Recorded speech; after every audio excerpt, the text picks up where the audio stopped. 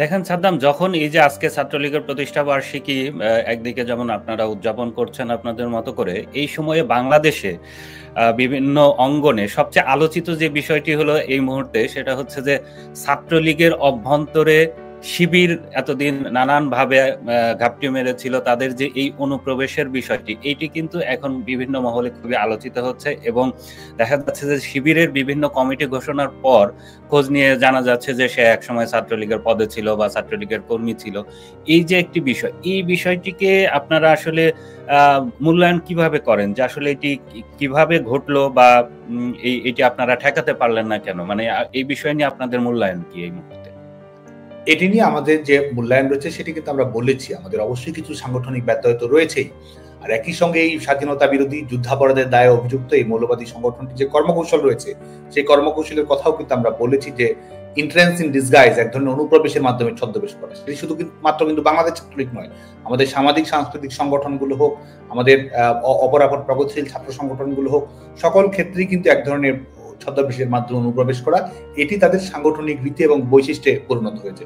বিশেষ করে তারা ভালো করেই জানে যে বাংলাদেশের জনগণ এবং শিক্ষার্থীরা এই সংগঠনটির ব্যাপারে ঐক্যবদ্ধ, এই সংগঠনটির বৈশিষ্ট্য সম্পর্কে বাংলাদেশের তরুণ প্রজন্ম ওয়াকিবহাল। সে কারণে কিন্তু তারা এই কৌশলটি গ্রহণ করে।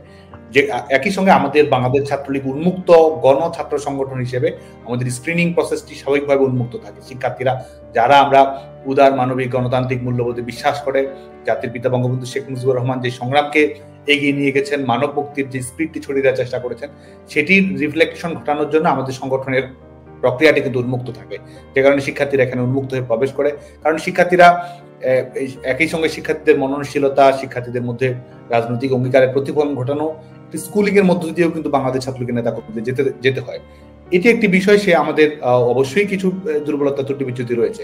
আরেকটি বিষয় হচ্ছে যে কিছু ক্ষেত্রে অভিযোগটি ঢালাও। কারণ আজকে যদি এই অনুপ্রবেশের বিশেষ করে একটি প্রেক্ষাপটে এই বিষয়টি বেশি করে আসছে, তো এটির কিন্তু সুনির্দিষ্ট কোনো পরিসংখ্যানও যদি আমি জানতে চাই যে আমাদের এই যে লাখ লাখ নেতাকর্মী একটি সংগঠন, সেখানে এ ধরনের ঘটনা কয়টি ঘটেছে, সেটিরও সঠিক পরিসংখ্যান কিন্তু কারো কাছে নেই, যারা এই অভিযোগগুলো বেশি করে নিয়ে আসে। তারপরেও আমরা এই অভিযোগটি আমলে নেই, এই অভিযোগটি আমলে নিয়েই আমাদের সাংগঠনিক কর্মপদ্ধতিতে কি ধরনের পরিবর্তন, নতুনত্ব, নবায়ন ঘটানোর প্রয়োজন, সেটি অবশ্যই বাংলাদেশ ছাত্রলীগ। এই যে আপনি স্কুলিং এর কথা বললেন, বা এই যে অ্যাকচুয়ালি ছাত্রলীগের যে কর্মী সদস্য হওয়া, এই সদস্য হওয়ার পদ্ধতিটা কি? মানে সেইখানে কি যে কেউ হয়ে যেতে পারে, বা সেইখানে কোনো স্ক্রিনিং এর ব্যবস্থা আছে কিনা?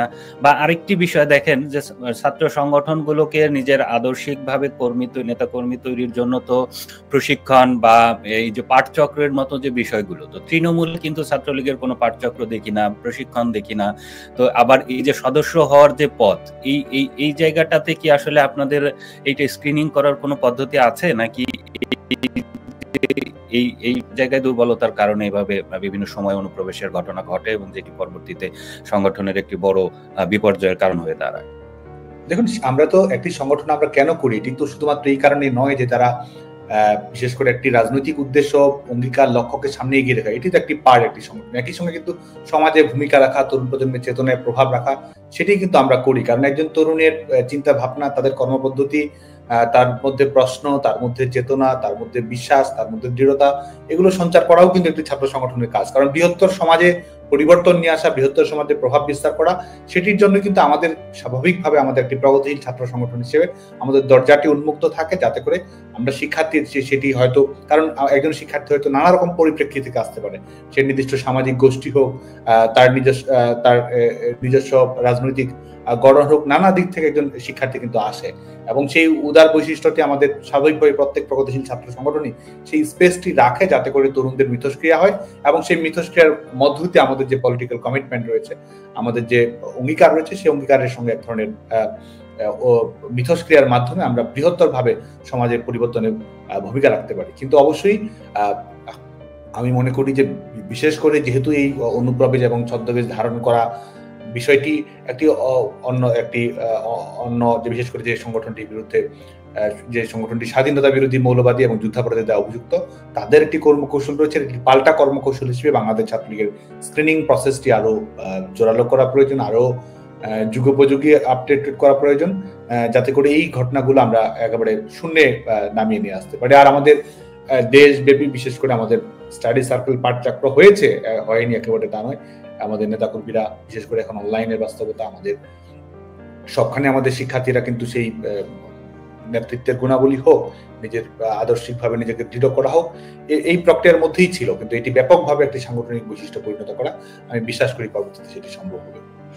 সাদ্দাম, এই যে আমরা যখন সামাজিক যোগাযোগ মাধ্যমে আমাদের এই যে লাইভের বিষয়টি প্রচার করলাম, তো তখন অনেক ছাত্রলীগের সাবেক নেতাকর্মী বা বর্তমান নেতাকর্মীদের অনেকেই নানান প্রশ্ন রেখেছে। তো সেই জায়গাতে আমি এগুলোকে দেখতে গিয়ে যেটা পেলাম, কয়েকটা প্রশ্ন খুব বারবার এসেছে। এর মধ্যে একটি হলো যে এই যে সম্মেলন, ছাত্রলীগের যে জেলা পর্যায়ের সম্মেলন, উপজেলা পর্যায়ের সম্মেলন, এই সম্মেলনগুলোর ক্ষেত্রে দেখা গেছে যে সম্মেলনের হলেও অনেক জায়গাতে প্রেস রিলিজের মাধ্যমে কমিটি হয় এবং সম্মেলন হলেও সেখানে কমিটি গঠনে, কমিটি ঘোষণায় বিলম্ব হয় এবং কমিটি ঘোষণা হলেও সেখানে দেখা যায় যে শুধু 2টি পদে, সভাপতি বা সাধারণ সম্পাদক, বা অনেক সময় 3-4টি পদে নেতৃত্ব ঘোষণা করা হয়।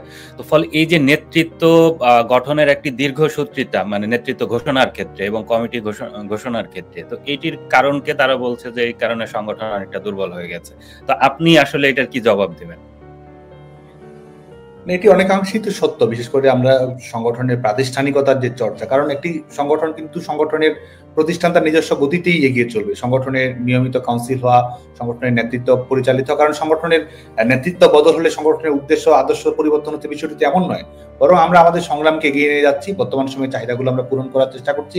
আমরা যেন দক্ষ মানব সম্পদ তৈরি হয়, দক্ষ নেতৃত্ব তৈরি হয়ে পলিসি মেকিং এ স্টুডেন্ট যারা অ্যাক্টিভিস্ট রয়েছে তারা ভূমিকা রাখতে পারে, সেটি নিশ্চিত করাই তো আমাদের উদ্দেশ্য। তো সার্বিকভাবে আমাদের, বিশেষ করে এটি কিন্তু ছাত্রলীগের আলাদা বৈশিষ্ট্য সেটি নয়, আমাদের মূলধারার যে ছাত্র রাজনীতি, সেখানে কিন্তু বিশেষ করে এই বৈশিষ্ট্যটি রয়েছে। বিশেষ করে আমাদের সম্মেলন প্রক্রিয়াটি নিয়মিত না হওয়া এবং সেটির কারণে সেটিতে স্বাভাবিকভাবেই কমিটি গঠন প্রক্রিয়াকে বিলম্বিতই করে দেয়।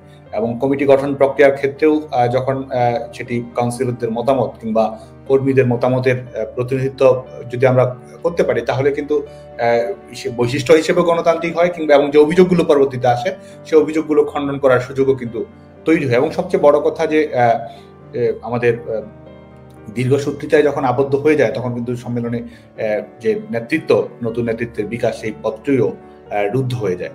তো আপনি যে 2-3 বছর দায়িত্বে আছেন, তো এই সময়টার মধ্যে এই প্র্যাকটিসটা আনা যায়নি কেন, বা এগুলোর ক্ষেত্রে মূল বাধাটা কি হয়, বা এই যে নিয়মিত সম্মেলন করা বা কমিটি গঠন এবং কাউন্সিলরদের ভোটের মাধ্যমে নেতৃত্ব নির্বাচন করা, এগুলো কেন করা যায় না? মানে সমস্যাটা কি?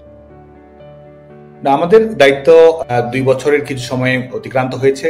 পরিস্থিতি স্বাভাবিক হলে আজকে আমাদের দেশের অভ্যন্তরীণ বাস্তবতা স্বাভাবিকভাবে আমাদের ছাত্র সংগঠনের মধ্যে প্রভাব ফেলে, সেটি হলে হয়তো নির্ধারিত সময়ের মধ্যেই সম্মেলনের প্রচেষ্টাটি করা যেত। তারপরও এবং যে আপনি যে সংকটটির কথা বললেন, এই সংকটটির পেছনে অনেকগুলো বিষয়ই জড়িত রয়েছে। আমাদের সংগঠনের বিশেষ করে নেতাকর্মী, লাখ লাখ নেতাকর্মী এই সংগঠনের সঙ্গে সম্পৃক্ততা রয়েছে। আমাদের গঠনতন্ত্র, আমাদের সাংগঠনিক যে কর্মকাণ্ড রয়েছে, সেটির মধ্যে আমরা যে আধুনিকত্ব নিয়ে আসা প্রয়োজন, সেটি হয়তো প্রত্যাশিত মাত্রায় হয়নি। বিকেন্দ্রীকরণ হয়তো পুরোপুরি মাত্রায় ঘটানো যায়নি।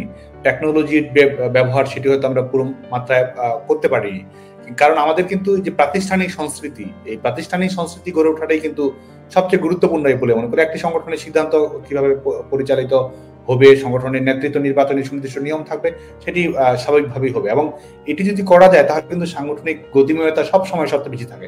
সংগঠন কিন্তু সবসময় সংগঠন নিজস্ব শক্তিতে নির্ভর করবে, এমন নয় যে সংগঠনে ভালো নেতৃত্ব, খারাপ নেতৃত্ব এটি থাকে, এটি মূল্যায়নের একটি মাপকাঠি সবসময় থাকে। কিন্তু একটি সংগঠন, সেই সংগঠনই সবচেয়ে বেশি শক্তিশালী যেই সংগঠন তার নিজের নেতৃত্বের উপর নির্ভর বেশি করে, যেই সংগঠনের প্রাতিষ্ঠানিকতা রয়েছে, যেই সংগঠন সবসময় বহমান থাকে। আজকে নতুন একটি কমিটি হলো, নতুন একটি কাউন্সিল হলো, সেটির মাধ্যমে নতুন করে কোনো কিছু শুরু হচ্ছে, বিষয়টি তো তা নয়। বিশেষ করে আমরা আমাদের কর্মকাণ্ডকে এগিয়ে নিয়ে যাবো, আমাদের কাজকে এগিয়ে নিয়ে যাবো, আমাদের সংগ্রামকে এগিয়ে নিয়ে যাবো, এবং এটির জন্য বিভিন্ন সময়ে দায়িত্ব পালন করে। এবং দায়িত্বটি তো আসলে যারা সংগঠনকে রিপ্রেজেন্ট করে, শুধু তো তারাই নয়, যারা একেবারে প্রান্তিক কর্মী, তারাও তো এই সংগ্রামের মধ্য দিয়ে রয়েছে। এবং সংগঠনের নেতৃত্ব তো শুধুমাত্র এমন একটি বিষয় নয় যে আমাদের এই বিকল্পটি রয়েছে। বাংলাদেশ ছাত্রলীগে বিশেষ করে আমাদের মেধাবী নেতাকর্মী, আমাদের দক্ষ সংগঠকের সংখ্যা অনেক বেশি, এটি সত্য। এবং সে কারণেই আমরা যত বেশি তাদের এই নেতৃত্ব গ্রহণ প্রক্রিয়া আমরা নিয়ে আসতে পারবো এবং সংগঠনের প্রাতিষ্ঠানিকতা আমরা তৈরি করতে পারবো, আমাদের সংগঠন আরো বেশি শক্তিশালী হবে এবং